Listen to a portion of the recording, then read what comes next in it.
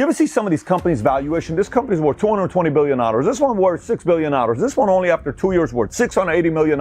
Why and how? It's called the subscription economy. According to a Forbes article, it says 2 companies, same top line revenue, 100 million, 100 million. This one has to go chase for its revenue every single month. They got to go sell again. But this one, it's subscription. Every month, people are paying $49.99.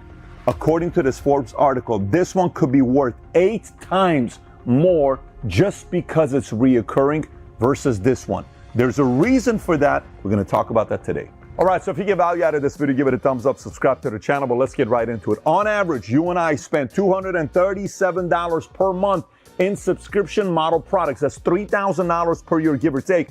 And according to McKinsey & Company, subscription model products in the last 7 years have increased 350%. But the question becomes, has this always been around since the 20s, maybe the 50s, or maybe 90s? Nope, it started in the 2000s. Let me explain to you what's happened to some of these numbers since 2000. According to a report McKinsey & Company did in 2000, only 1% of companies offered a subscription service. So if you look at this, 2000 was 1%, 2005 went to 5%, 2010, 10%, 2015, 20%, 2020, 35%. It's estimated to be at 50% by 2025. Now watch, according to a report by the Conference Board, the average consumer has 2.2 subscription in 2000, and look how it's gone up. In 2005, 3.4, 2010, 4.3, in 2015, 5.5, then 6.7, in 2023, 10.6. That means you and I have roughly 11 different things we subscribe for on a monthly basis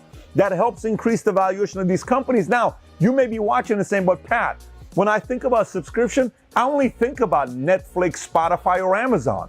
So let's take a look at this. Launch year Netflix got started in 1997, Spotify in 2008, Amazon Prime in 2005.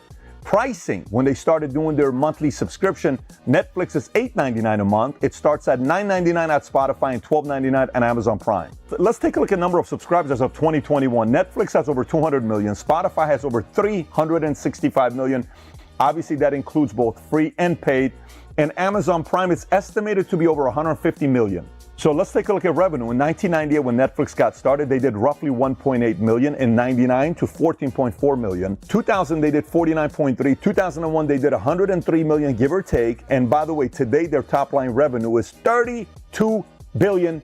Netflix, $32 billion, worth roughly $200 billion. Let's take a look at Spotify. Spotify in 2010, revenue was 155 million.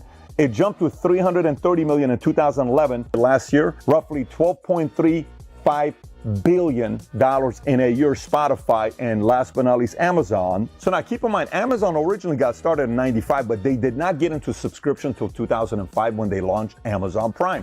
Look what happened to their numbers. Before Prime in 2004, they were doing 6.9 billion. In 2005, when they started Prime, they went to 14.1 billion. And do you know what they did last year? A little over $350 billion.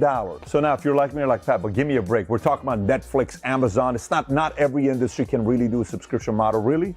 Let's take a look at other industries. Here's some industries. Software, we got Adobe Creative Cloud and Microsoft 365. Beauty, we have Birchbox and Ipsy. Fashion, we have Stitch Fix and Rent the Runway. You can literally rent the dress they're wearing, Hollywood, $3,000 dress for $100 a day. Or you can ask them to send you clothes every single month. You give them the size, your flavor, what you like, $300 a month. Every month something's being sent your way. It's purely a subscription model. Meal kits, Blue Apron or HelloFresh. Fitness, Peloton or Beachbody On Demand. Books, Audible or Kindle. Wine, you got Wink and Vinebox. Coffee, you got Trade Coffee and Atlas Coffee. Home goods, you got Grove Collaborative and you have Bespoke Post. Pet supplies, you got BarkBox and Kitnip Box. Health and wellness, you have Headspace and Calm. Personal development, you have Masterclass and Blinkist. Language learning, you have Rosetta Stone and Duolingo Plus. Crafts and do-it-yourself, you have Craftsy and Crafter's Box. Education, you have Udemy and Coursera. And by the way, I've been in the insurance space for a long time. Why do you think these businesses are worth as much as they do? Because insurance is what?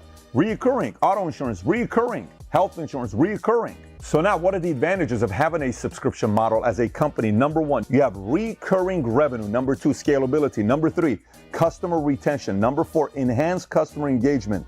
5, improved brand image. 6, rapid growth. 7, diverse industry presence. 8, data-driven insights. 9, flexibility and scalability. 10, innovative pricing structure. 11, market disruption. 12, expansion into B2B space. And just like any other business, if you don't take care of your customers, they're going to go somewhere else, which means you're dealing with the downfall of churn. You got to keep showing up. Competition, you got to keep getting better. Compliance, you got to make sure you meet those guidelines. So now you may be watching and say, Pat, I'm not Netflix, I'm not Amazon, I'm not Spotify. What do I do about this? Look, the whole purpose of this video is to get you thinking.